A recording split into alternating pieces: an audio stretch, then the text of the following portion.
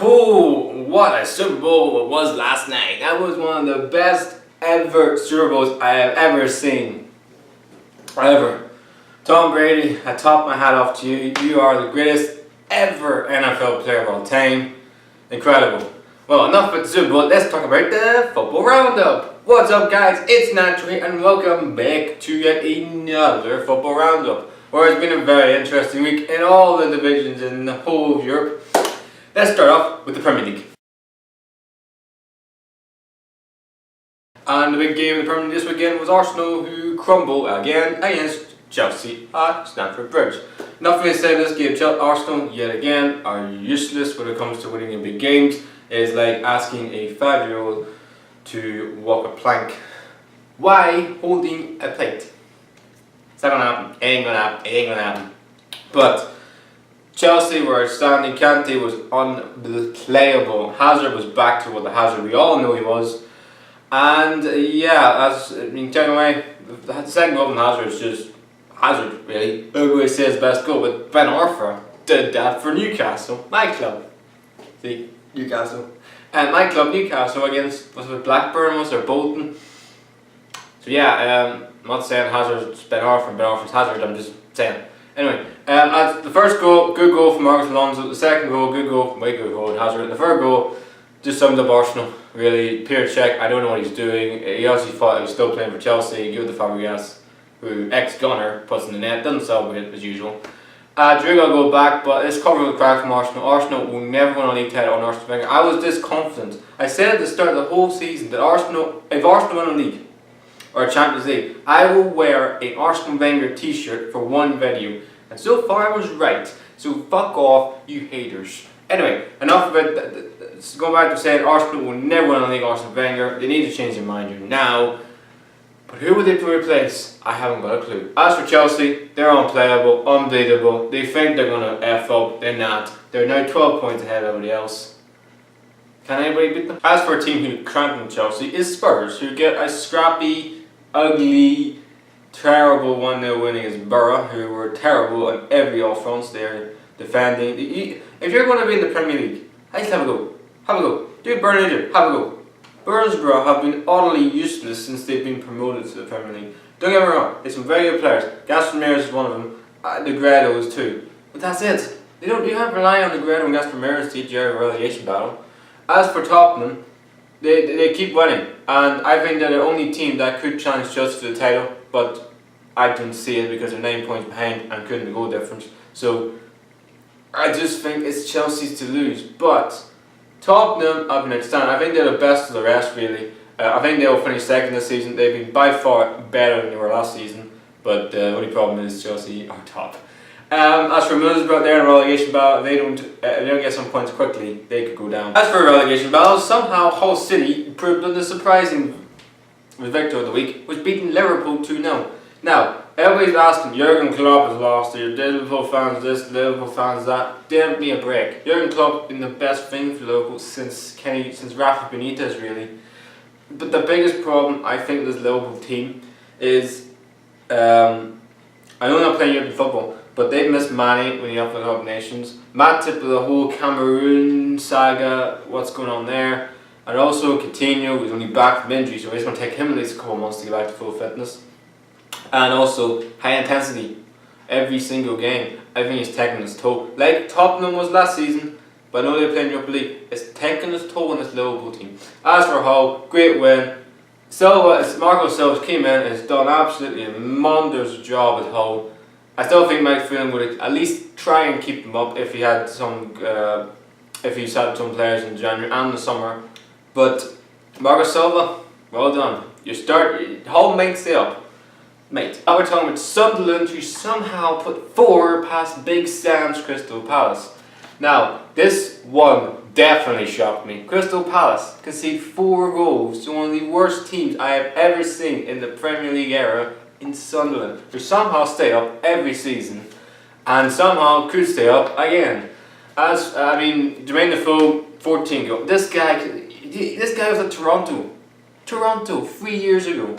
And everybody say he's finished, Jermaine Defoe's finished. But guess what? He's scored 14 goals this season. He scored 14 goals last season. I don't know he scored the following season, but he's double figures. So the fact of the matter is, Jack, Danny Defoe's still doing it. I still think he can be in the England squad.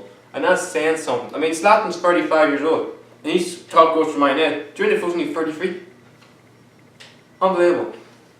That's Big Sam, big problems, big time. I've always thought, okay, it's a Big Sam team. You know what you get from them. They keep clean sheets and they stay up. This might be the biggest one he's ever faced. I know Sunderland was the biggest one, but I think these players are too egotistic and think they know, okay, I'm not going to be here next season. I'm going to be here next season. Doesn't matter, I'm not here next season. The fact there is, mate, you're a crap player. All those players who play past should be ashamed of themselves. The fact that team last season was fifth 1 point, and now where they are now, it's been pardied. I already said that team's been pardied big time. And then they're in a massive problem, Palace. Big problem. They could go down.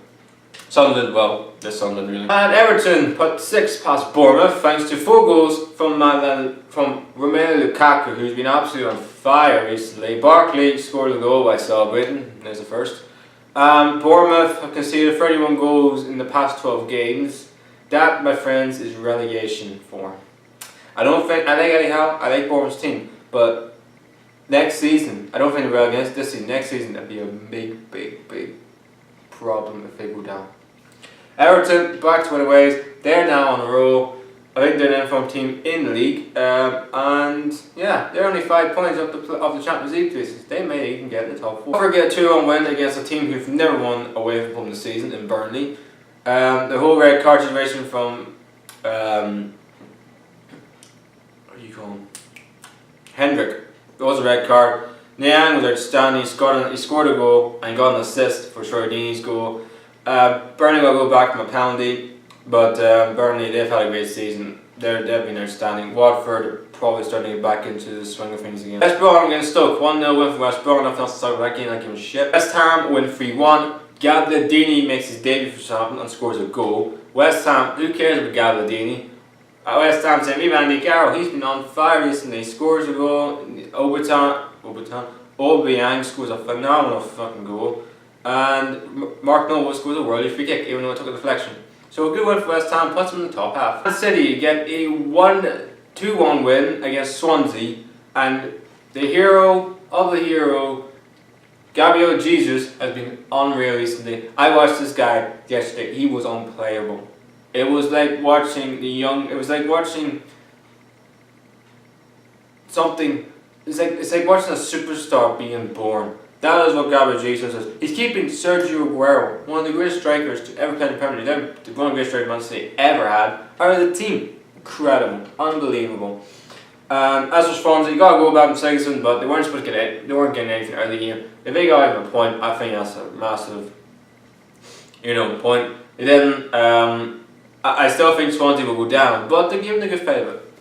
And the last game to talk about this in Premier League this weekend is Man United humiliated Leicester City 3-0. It was the worst I've ever seen from Leicester City. This team, forget about them being champions. Forget about it. That's last season. They've been horrific this season. It's the worst I've ever seen from a title defence team. This team should be a disgrace to call themselves the champions, because that right there when Leicester City played against Man United yesterday, that wasn't Leicester City. No fight, no grit, no desire. That's what Leicester did last year. I don't get me wrong, it's Manchester United. I don't understand Man United should win the game anyway. But it's the way you lose a game. That is not Leicester City. For whatever reason, those players have to take a big long look at themselves. As for Man United, great 3 points. It gets them back in hunt for the top 4. I think they're only 2 points of the top 4 now. This top 4 race is wide open. This is the Premier League table, where Chelsea stood top of the league and Tottenham second, and the rest pretty much there. So guys, that's the end of the Premier League. Let's move on to the Bundesliga. For Bayern Munich drew 1-1 against Schalke. Leipzig got beat by Borussia Dortmund, and Hoffenheim get a 4-0 win against Mainz. Let's start with Bayern Munich. Bayern Munich get a 1-1 draw against Schalke. They were awful in that game. Lewandowski scored a goal, but Schalke got a goal back. Bayern Munich have lost their intensity this season. I mean, there's a lot of Bayern fans who are unhappy with the way the team is playing. For me, they are really, really bad. Now, I understand Pep give them high intensity every game, but Cardiff United not to have manager. But I still think they could do well in the Champions League. The league, I think, is up for takes this season. Speaking of league, let's go on. Speaking of the title, Leipzig lose 1-0 to Dortmund thanks to an unplayable player, which was Bennett. Dembele. He was unplayable against Leipzig. Some of the ball he put in for Aubameyang is sensational. The cross was absolutely ridiculous. Great header from Aubameyang. 1-0 Dortmund. Leipzig had a couple of chances. Had a goal disallowed for offside. It's close. It is close, but it is offside. Draw points from Leipzig, but Dortmund have an unbelievable home form and it still continues. They still haven't lost a home game there for a long time now. So yeah, this is going to be a very intriguing Bundesliga title race to end the season. And Hoffenheim get 4-0 win against Mainz. Hoffenheim are on fire. Even though they lost last game, they still back it up with a win. That is how this team, I think, will finish top 4 this season. They're on fire. This season is amazing. Beat Leverkusen. Now, I said in the last video I made this that Leverkusen will sack their manager. They haven't. They will sack their manager now. They got beat by relegation threatened Hamburg. And the fact of the matter is that their Loney scored against the old team. It's amazing. There's something not right at Leverkusen. Then the whole Charlie Ugly is suspended for the rest of the season because of the whole transfer of some Turkish team. Leverkusen are not, if they're not careful, they're in a relegation battle. They could be in a relegation battle. They're not going to finish top 4. They're miles off it. But they could go down.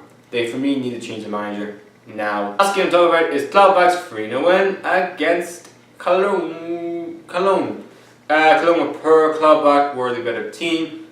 Under Peter Hecken, they came back and really doing well now. He was starting to climb up the table and get into the Champions League places where they should be. So guys, this is the Bundesliga table where Bayern Munich still top, Leipzig second, I think Dortmund are 4th. I think Hoffenheim are around there somewhere. The teams are in there, you can see it. So guys, that's the end of the Bundesliga round. Let's go on to La Liga. Where there was no game between Real Madrid and Celta Vigo because it was postponed due to bad weather. So that gives the other teams, chasing Pep, a chance. Starting with Barcelona after a fantastic 3-0 win against Atletico Bilbao. Nothing to talk about this game other than Barcelona were back to their best. Sevilla get a draw against Villarreal. Not good for Sevilla, even though Nazareth's a penalty. Not good from Sevilla. This is reason why other wheels starting to come off that team because they haven't won a game since beating Real Madrid 2 weeks ago.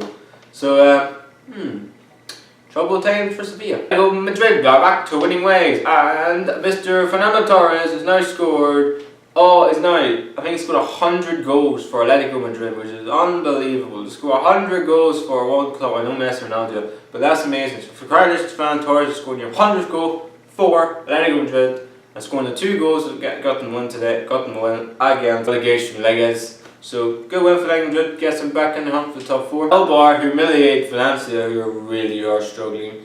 Well, Elbar good side this year, but Valencia, oh dear lord. Last game to talk about is Real Sociedad's great comeback to beat Osasuna. We win for Real Sociedad, gets them back in the hunt for the Champions League places in Syria, in La Liga, is really hot up. And it should be again in the season, it really should be.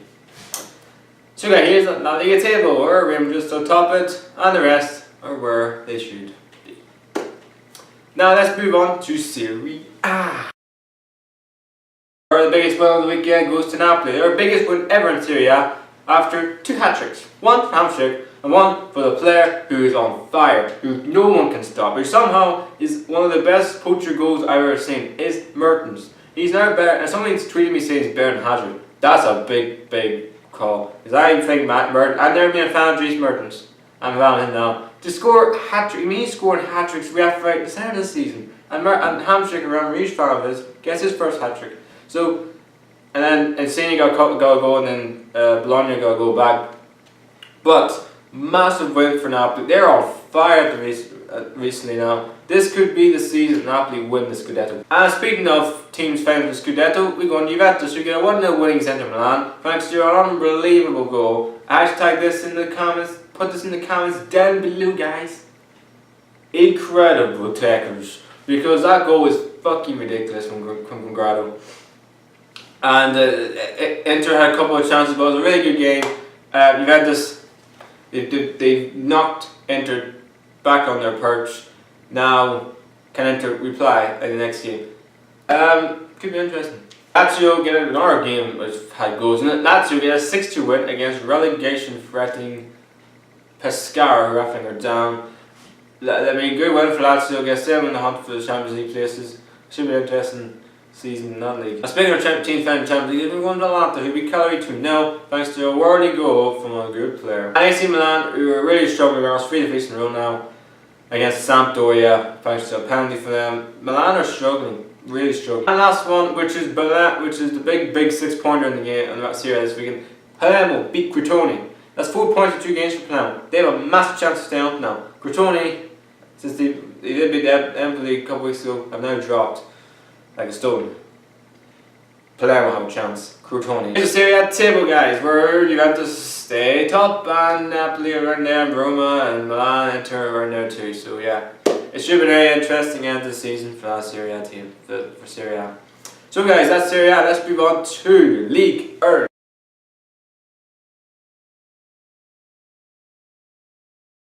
Where the biggest game in League 1 this weekend was Monaco's 3-0 win against Nice. This was the top 2 facing each other. Monaco destroyed them. Nice didn't have absolutely any answer at all. The 2 goals from Falcao. Falcao's back to his best again, which is great. Some of our players scored for Monaco. But I said Monaco in Ligue 1 because they are on fire. No team, I mean, they play against PSG, they should have won against PSG, but got a point. But they've done really well against big sides this season. They have hardly dropped any points this season. This is the season I think Monaco win the league. And speaking of teams fighting for Spain for Ligue 1 title, we move on to PSG, who get a 3-0 win against Dijon, who are fighting for relegation. Cavani gets a goal, fantastic goal. Lucas gets a goal, and some of our players scores. Good one for PSG, gets them back on the hunt for the Ligue 1 title. Should be really interesting end. Let's get the biggest shock. Payet comes back to Marseille. It's Ligue 1, I'm back where I belong. Somehow Metz beat Marseille. Every West Ham fan must be absolutely loving this because Brigitte Payet got beat by Metz. Relegation Metz. Good one for Metz. Top quality free kick, I tell you, that's one I'm going, but maybe you should give Payet some tips. But Marseille just goes to show this team is crap. It is crap, pretty much. Apart from Payet throwing back late, we started the game. But yeah. And the last game talking about in Ligue 1 is Saint-Étienne's 2-0 win against Lyon in the derby in France this weekend. Just sums up Lyon this season. I mean, when you think they're on a bit of form, plop down like a bunch of peoples. And yeah, that's just a good win for Saint-Étienne. Gets 7 on for the Europa League spot. As for Lyon, just sums up their season, really inconsistent as fuck. Let's look at the Ligue 1 table. Ligue 1 table looks like this. Monaco still top with Nice, PSG there. Well, and Marseille, Lyon, and Saint-Étienne pretty much pump the rest of the table. Now guys, that's the Ligue 1. Let's move on to the rest of Europe. Where the biggest game in the rest of Europe was Porto's 2-1 win against Sporting Lisbon. Porto look real threat to this Liga NOS title in Portugal. The only team that could, for me, knock Benfica is Porto. Sporting are out of it. They're not going to win it now. Too big of a gap. They're going to aim to try and knock, make sure Braga does not overtake them for the Champions League places. But yeah, good win for Porto. Good win for Porto. And Benfica get a 3-0 win as well. Pretty much sums up their. I mean, they're going to win it this year for me. I don't see anybody else. Porto, look, it's the only team that can challenge Benfica for the title, but Benfica keep winning, Porto keep winning, Sporting keep losing. I don't see anybody with Benfica win this title. Braga play tonight, so that's why I'm not talking about your team today, but hopefully they'll get you next week. And in the Dutch league, Eredivisie, where we see interesting results, but the big 3 win as usual. Feyenoord get a 2-0 win against Twente, Ajax get a 2-0 win against Roga, and PSV, the champions, get a 4-2 win against AZ Alkmaar, who Tim Krul in his debut, not debut he will remember at all. No, not really. But that's pretty much the rest of Europe, and that is the end of the football roundup for this episode. Hope you guys are having a fantastic day. Enjoy your week. Please like, subscribe, and outro is out.